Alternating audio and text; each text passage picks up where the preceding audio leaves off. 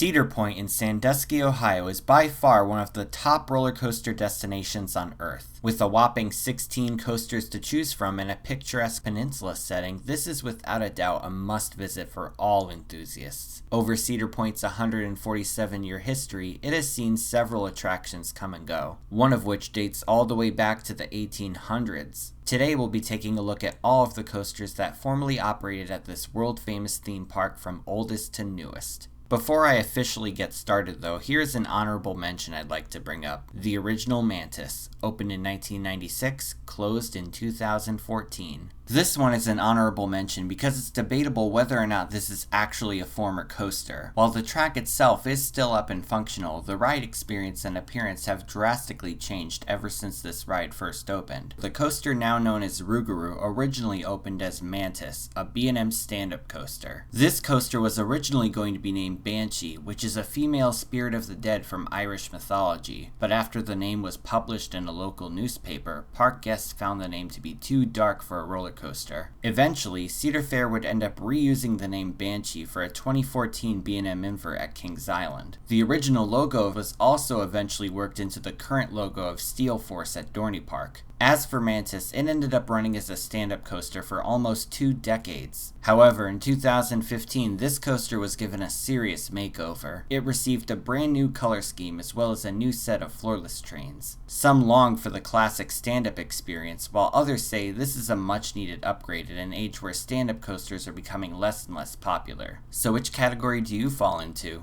Anyway, let's get things officially started with number 16, Switchback Railway. Opened in 1892, closed in 1901. This model right here was the first ever roller coaster to be designed for American amusement parks. After the first one opened at Brooklyn's Coney Island, it became a massive hit with the public, so naturally it was seen all across the country in the late 1800s. This coaster was 100% hand-operated and was as simple as you could get. There were no bank turns, no inversions, and not even any seat belts. Nevertheless, for thrill seekers in the 1800s, this must have felt like Millennium Force back then. While this manual coaster model has since become extinct, we can absolutely thank it for paving the way for the many amazing attractions around the world today. Number 15, Loop the Loop. Opened in 1902, closed in 1909. Right after the Switchback Railway closed, Cedar Point opened their first coaster with a chain lift. According to the roller coaster database, this ride was named Loop the Loop, but it is often listed as the 3-way figure-8 roller toboggan. Try saying that 5 times fast. This was a side friction coaster that used a revolutionary set of wheels on the sides of the trains to avoid derailments and allowed for sharper turns. Around 1910, this coaster was moved to another part of the park to allow for a new beach house to be built. It was eventually refurbished into an all-new ride experience called Racer, but we'll get to that later. Number 14, Scenic Railway. Opened in 1908, closed in 1917. This is yet another side friction coaster that opened 6 years after Loop the Loop. According to old photographs, this coaster had a very impressive looking triple down. In an age with only lap bars and no seat belts, who knows what kind of airtime this ride gave. Also, according to old photographs, this coaster was just as scenic as the name suggested, flying through trees and even over water. And at just 10 cents a ride back in the day, there's no doubt this coaster was quite a bargain. Number 13, Racer. Opened in 1910, closed in 1928. Like I said before, the park's second coaster, Loop the Loop, was moved to another section of the park in 1910 in order to allow a new beach house to be built. When the coaster was rebuilt in its new spot, it received a massive refurbishment. A second identical track was built right next to it, making it a racing coaster naturally named Racer. Proving to be a much more popular ride experience than Loop the Loop, it would continue to operate until 1928 when it was torn down and replaced with a new Cyclone coaster. But once again, we'll get to that later. Number 12, Leap the Dips. Opened in 1912, closed in 1935. Not to be confused with the still standing Leap the Dips at Lakemont Park, this side friction coaster was actually very different. While the one at Lakemont Park has a figure-8 layout, this was an out-and-back coaster. Moreover, while the one at Lakemont Park was manufactured by the Federal Construction Company, this one was manufactured by Andy Vettel, who would later go on to create Kennywood's Thunderbolt. Not much else is known about Cedar Point's Leap the Dips, other than that it remained remained popular throughout the 1920s before its popularity seriously died down in the 30s. Its declining popularity eventually led it to be torn down in 1935, though I'm sure if it was still open today it would be considered a landmark coaster. Number 11. High Frolics, opened in 1918, closed in 1940. In addition to Leap the Dips, Andy Vettel manufactured High Frolics, which at one point was the tallest roller coaster at Cedar Point. This classic wooden coaster was originally known as the Leapfrog Railway, but in 1933 it received a massive renovation. It was renamed High Frolics and given a 75-foot lift hill, which at the time must have looked enormous to the general public. Unfortunately, just 7 years after this renovation, the coaster closed down for good in 1940, though to be fair, it did last longer than the park's other roller coasters at the time. Number 10. Cyclone, opened in 1929, closed in 1951. While this certainly wasn't the first roller coaster named Cyclone to be built, it actually has a pretty interesting history behind it.